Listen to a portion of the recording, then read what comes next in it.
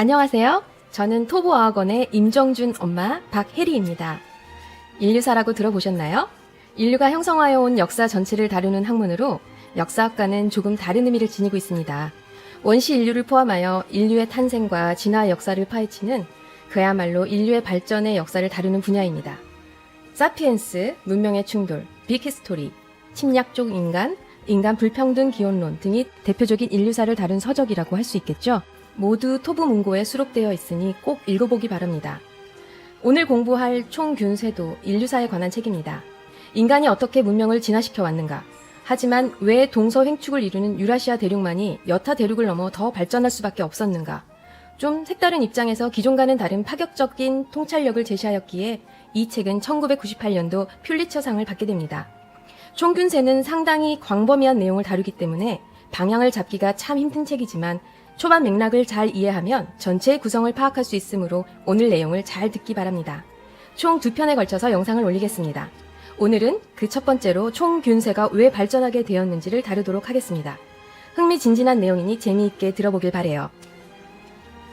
1972년 7월 뉴기니 해변에서 제레미 다이아몬드는 뉴기니 정치가 얄리의 질문을 받습니다. 당신네 백인들은 그렇게 많은 화물들을 발전시켜 뉴기니까지 가져왔는데 어째서 우리 흑인들은 그런 화물들을 만들지 못한 겁니까? 너무도 유명한 이 하나의 질문의 답을 찾기 위해 25년을 연구한 끝에 총균세가 출판됩니다. 사실 총균세는 제목과는 달리 타 문명의 정복 도구로서의 총과 균과 쇠에 관해 언급하기보다는 총균세가 발전하게 된 그 기원을 파헤쳐 나가는 인류사에 관한 서적이라 할 수 있습니다. 우스갯소리로 책 제목을 총균세로 할 게 아니라 가축화와 작물화라 하는 것이 낫다라는 말도 있으니 말이죠. 이 글은 전체적으로 동일 위도의 동서행축에 걸쳐 있는 유라시아 대륙이 어떻게 작물화와 가축화를 이루었는지를 설명한 후 그로 인해 발전된 총과 균과 쇠가 남북 종축의 문명을 식민지화하는데 어떤 역할을 했는지를 단박에 풀어나갑니다. 그래서 오늘은 가축화를 중심으로 공부해 보도록 하겠으며 이 편에서는 그 이외의 농업혁명과 지리적 요인 등에 대해 알아보도록 하겠습니다. 1. 붉은형과 격차. 제2빙하기 이후 13,000년이라는 시간 동안 세계의 한편에서는 문자와 철기를 가진 산업사회가 발달했고 다른 곳에서는 문명 상태의 농경사회가 발달했으며 또 다른 지역에서는 석기를 가진 수렵채집사회가 발전했습니다. 심지어 호주 대륙의 유럽인들이 최초로 발을 들이기 전 4만 년 동안 호주 원주민들은 단 한 걸음의 진전도 없이 석기시대에 머무르게 됩니다. 이러한 역사의 불균형과 격차는 그 원인이 불투명한 상태로 역사의 거대한 논쟁의 대상이 되어왔습니다. 2. 인종 우월론. 왜 서구 열강이라 불리는 그들에 의해 아프리카, 아시아 일대가 식민지가 되었어야 했는가? 총균세 이전 이 질문에 대한 보편적 답변은 인종주의였습니다. 인종주의란 개개 인종의 생물학적, 생리학적 특징에 따라 계급이나 민족 사이의 불평등한 억압을 합리화하는 비과학적 사고방식이라고 네이버에 정의되어 있습니다. 다시 말해 인종을 사회의 성립과 발전의 기본적인 요소로 보는 것이죠. 인종주의의 뿌리는 상당히 깊습니다. 가장 고전적 형태로는 우리에게 익숙한 아리스토텔레스의 사상에서 하지만 본격적인 가장 근대적 형태는 1853년 프랑스 인류학자 고비노의 저서 여러 인종의 상위에 관한 논문에서 비롯됩니다. 그는 세계 문명의 발전은 백색 인종이 창조한 것이며 열등 인종과의 혼혈에 따른 인종적 퇴폐로 문명은 몰락한다 라고 주장하며 후일 나치의 아리안족 우월주의에 결정적 영향을 끼칩니다. 현재 이르러 인종주의는 학계에서 받아들여지고 있지 않으며 인종의 유전적 소질과 정신적 능력 사이에는 필연적 관계가 성립되지 않으므로 인종주의가 인종적 편견 위에 수립된 오류임이 밝혀졌으나 역사적 상당한 기간 동안 인종주의는 민족적인 지배나 정복을 정당화하고 개인의 헤게모니를 확보하기 위한 수단으로서 이용되어 왔습니다. 그리고 총균세 383페이지에서 제레미 다이아몬드는 이렇게 말합니다. 동서행축의 유라시안 대륙이 발전하게 된 것은 유라시안들의 지능이 탁월해서가 아니라 유라시아의 지리적 요건이 탁월했기 때문이었다. 즉 환경의 축복이었던 것입니다. 그래서 혹자들은 총균세가 퓰리처상을 탈 수 있었던 것은 지배민족의 우월감에는 반성을, 피지배민족의 열등감에는 위로를 주며 인종주의에 일침을 가했기 때문이라고 말하곤 합니다. 3. 문화 절대주의에 대해 문화 상대주의, 그리고 고정관념. 즉 인류 문명의 차이는 환경의 차이에서 비롯된다는 것입니다. 솔직히 이 사실은 현대 문화를 공부한 우리들에게는 당연하게 여겨지는 명제에 가까운 답입니다. 이미 학교에서 문화는 상대적인 것이며 무엇이 더 우선되고 우월하다고 이야기할 수 없다고 배웠습니다. 문화를 바라볼 때 가장 먼저 생각해야 하는 개념이 문화 상대주의임을 암묵적으로 배워왔기 때문이죠. 문화 상대주의란 세계 문화의 다양성을 인정하고 각 문화는 문화의 독특한 환경과 역사적 사회적 환경에서 이해하여야 한다는 것으로서 우리는 사회의 환경과 상황, 즉 컨텍스트를 고려하여 문화를 판단해야 하며 어떤 문화 요인도 나름대로 존재 이유가 있다는 것입니다. 너무도 당연한 논리인 것 같지만 문화 상대주의가 인정받기 시작한 건 그리 오래되지 않았습니다. 그 이전 인류는 문화 절대주의를 절대적 가치로 보았는데요. 문화 절대주의의 정의는 이렇습니다. 어느 한 기준에 맞추어 다른 문화를 평가할 수 있으며 고유한 특성이나 상대적 가치를 인정하지 않는다. 문화 상대주의와는 완전히 대립되는 개념이죠. 백그라운드 1권에 수록된 자민족 중심주의와 유사한 의미를 지니고 있습니다. 우리가 너무나도 잘 알고 있는 고정관념을 얘기해볼까요? 긍정적 고정관념은 우리 마음을 편하게 해줍니다. 그것을 사실이라 믿는 한 우리가 바라보는 세상은 고민스럽지도 복잡스럽지도 않고 오히려 명쾌하기 때문이죠. 인종 또는 민족성에 대한 고정관념도 시각적으로 구별되는 외향 때문인지 우리의 판단 과정을 아주 효율적으로 생략시켜줍니다. 흑인들은, 원주민들은, 백인들은 또는 중국인들은 등등의 제시어를 받았을 때 우리는 두뇌의 고차원적인 분석 능력을 작동시키는 에너지를 낭비하지 않고도, 즉 인지 부담을 줄여 곧바로 뒷문장을 완성시켜버립니다. 우리가 흔히 쓰는 말이죠. 부족한 부분은 고정관념으로 채운다. 바로 범주화를 통한 간소화를 의미합니다. 이 긍정적 고정관념이 흔들릴 때 우리는 불편해지고 피로해집니다. 잽싸게 고정관념에 보자기를 씌워서 처리해버릴 수 있는 어떤 대상을 이제는 객관적이고 면밀하게 판단해야 하기 때문이죠. 그리고 새로이 드러난 진실이 우리에게 어떤 영향을 미칠지 불안해합니다. 문화에 대한 고정관념이 흔들리는 순간은 진실을 알게 될 결정적 기회입니다. 하지만 고정관념이 흔들려 진실을 볼 수 있는 기회가 나타났음에도 인간은 서둘러 기존의 고정관념을 강화하여 진실을 덮어버리고 맙니다. 문화 절대주의가 탄생되는 순간입니다.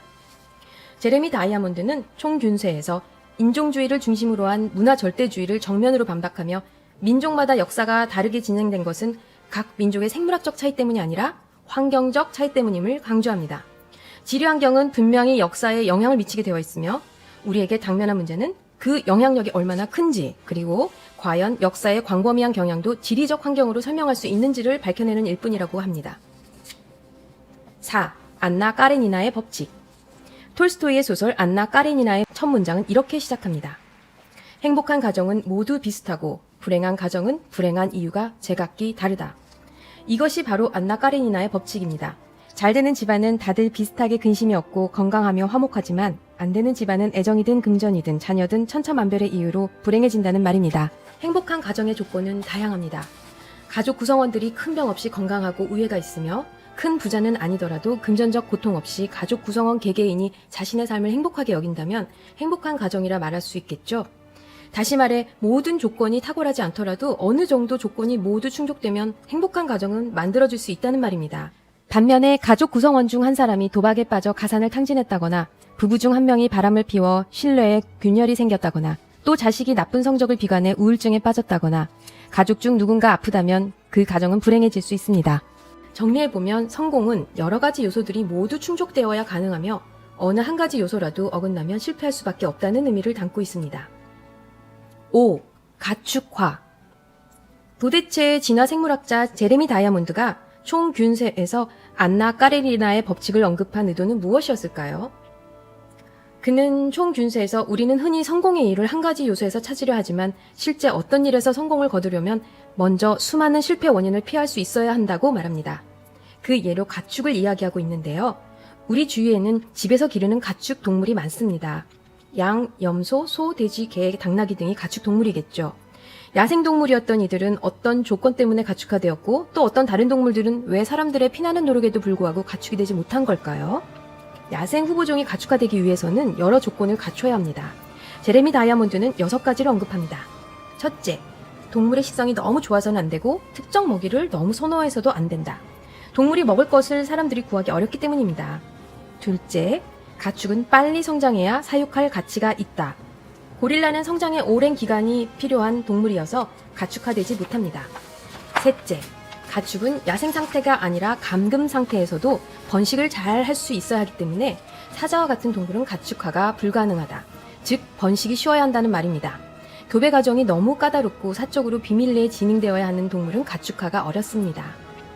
넷째, 회색곰과 같이 사람을 해칠 정도로 너무 포악해서는 안 된다. 너무나 당연합니다. 다섯째, 가젤처럼 너무 민감해하는 동물은 사람과 어울려 살 수 없으므로 호부곤에서 제외된다. 여섯째, 같은 동물끼리 위계적 질서를 지키고 서로 무리지어 다닐 수 있어야 한다. 즉, 동물도 사회성이 있어야 가축이 될 자격이 있습니다. 이처럼 6가지 조건을 모두 충족시켜야 가축이 될 수 있고 그중 하나라도 충족되지 않으면 야생동물로 살아갈 수밖에 없습니다. 따라서 성공적으로 가축화된 동물들은 특별히 긍정적인 특성이 있어서가 아니라 수많은 부정적 특성이 없기 때문입니다. 제레미 다이아몬드가 안나 까레니나의 법칙을 이용한 이유도 이 때문입니다. 이해하셨나요? 6. 가축화와 질병. 이제 오늘의 하이라이트. 가축화로 인한 질병의 도래와 그 영향력에 대해 알아본 후 1편을 마무리하겠습니다. 바이러스나 각종 세균으로 인한 감염병은 오랫동안 인류의 생존을 위협해왔습니다. 역사에 처음 기록된 대규모 전염병은 동로마 제국 유스티니아누스 1세 제위 시절인 541년에 시작돼 750년까지 200여 년간 이어진 유스티니아누스 역병입니다. 하루에 5천에서 1만 명이 사망해 541년부터 543년까지 로마 제국 전체적으로 2,500만 명의 사망자가 발생했으며 역병이 완전히 끝날 때까지 2세기 동안 약 1억 명이 죽습니다. 이후 14세기 유럽과 아시아 대륙에서 약 2억 명의 사상자를 발생시킨 패스트, 1919년 전 세계적으로 유행해 제1차 세계대전으로 인한 사망자 수보다 많은 최대 5천만 명이 희생된 것으로 추정되는 스페인 독감이 대규모 전염병의 뒤를 잇습니다. 여기서 중요한 사실은 인류를 위협하는 신종 감염병 대부분은 동물들로부터 유래된 인수 공통 감염병이라는 것입니다. 즉 가축 전염병입니다. 식물을 통한 전염병도 있겠지만 대개는 가축에서 전염된 바이러스로 인한 질병이 대부분입니다. 총균세에 따르면 동서횡축의 유라시아 대륙은 환경의 축복의 산물 중 하나인 각종 다양한 동물들을 대규모로 가축화하기에 이릅니다. 유라시아 대륙이 가축화에 성공한 동물은 13종에서 많게는 18종에 이릅니다. 에게 너무 적잖아 라고 말할 수도 있겠지만 남미와 호주는 상황이 더 좋지 않습니다. 남미는 2종, 호주는 단 하나의 종도 가축화에 성공하지 못합니다. 이유는 안나 까레니나의 법칙 때문이겠죠. 이 역시 환경의 축복입니다. 문제는 이 가축들이 인간들에게 질병을 유발하게 되어 결국 인류는 수천 년 또는 수만 년의 역사를 거쳐 가축 질병으로 인한 전염병을 수없이 겪으면서 서서히 이들 동물들에 대한 면역성을 갖게 된다는 것입니다. 그러던 중 뜻밖의 일들이 벌어집니다. 대규모 식민화 사업이 진행되던 16, 17세기 유럽인들은 총과 새를 무기로 북미와 남미를 난도질합니다. 심지어 스페인군 200명은 한 명의 사망자도 없이 남미의 10만 명 인구의 잉카 제국을 무너뜨리게 됩니다. 도대체 어떻게 극소수의 병력으로 대국을 무너뜨릴 수 있었을까요? 단지 무기의 우월성 때문이었을까요? 수업 시간에 언급한 적이 있던 예화입니다. 유럽에서 온 백인 선교사가 한 인디언 마을에 복음을 전합니다. 몇 개월 후 그 백인 선교사가 본국으로 떠나기 전 다시 방문한 인디언 마을엔 아무도 없었습니다. 어떻게 된 걸까요? 복음을 전파하러 갔던 백인 선교사는 복음과 함께 질병을 전파한 꼴이 된 것입니다. 한 번도 접해본 적 없는 가축 병균으로 인해 남미와 북미, 호주와 남아시아 지역은 초토화됩니다. 반면에 그 지역을 점령한 유럽인들은 가축 질병이 거의 생기지 않습니다. 가축화된 동물이 없었기 때문이죠. 결국 유럽은 가축화와 병균을 무기로 하여 문명과 기술, 인구와 식량에서 하대륙을 압도하게 되어 동서횡축의 지리적 축복과 더불어 가축화의 축복까지 누리게 됩니다. 그렇다면 현재 심각한 위기가 되고 있는 신종 코로나 바이러스나 사르스, 메르스와 같은 전염병은 어떻게 생겨나게 된 걸까요? 메르스는 박쥐와 낙타, 에볼라는 과일박쥐와 침팬지, 사스는 박쥐와 사양고양이, 에이즈는 작은 흰코 원숭이와 붉은 머리 왕가베이, 모두 가축화되지 않은 야생 상태의 짐승들에 의해 인간들이 감염된 것입니다. 어떻게 온 걸까요? 자세한 경로는 파악할 수 없겠지만 우한폐렴이라고 불리는 신종 코로나 바이러스는 우한 시장에서 팔리는 박쥐에 의해 옮겨졌다는 것이 현재까지는 가장 설득력 있는 의견입니다. 2011년 개봉된 영화 컨테이전의 마지막 부분에 이와 비슷한 사례의 원인을 밝혀줍니다. 인간이 야생을 벌목하면서 야생 박쥐들이 서식지를 잃고 인간 거주 지역으로 넘어옵니다. 그들이 먹다 남긴 바나나를 가축장의 돼지가 먹습니다. 그리고 그 가축장의 돼지를 인간이 손질하고 먹으면서 야생박쥐의 질병이 인간에게 전파됩니다. 문제는 야생박쥐는 인류에 의해 가축화된 18종의 동물에 속하지도 않으면서 가축화될 수 없는 짐승이므로 인간에게는 박쥐에 대한 면역성이 처음부터 없었습니다. 그러므로 면역력이 생길 때까지는 인간은 대규모 전염병으로 사망을 하거나 백신을 개발하여 접종을 해야 되는 것입니다. 여기서 배울 수 있는 교훈이 있다면 가축화되지 않은 동물은 될 수 있으면 음식으로 먹지 않은 것이 옳다는 얘기입니다. 유럽이 남미를 정복할 수 있었던 가장 큰 이유 중에 하나도 바로 병 때문임을 이제는 어렴풋이라도 이해할 수 있으리라 생각됩니다. 아무튼 하루빨리 사태가 진정되길 바라며 총균세 1편을 여기서 마무리할까 합니다. 2편에서는 비옥한 초승달 지대를 중심으로 시작된 정주형 농업과 지형적 특징으로 인한 환경의 축복에 대해 다루어 보고자 합니다. 그럼 2편에서 다시 만날게요.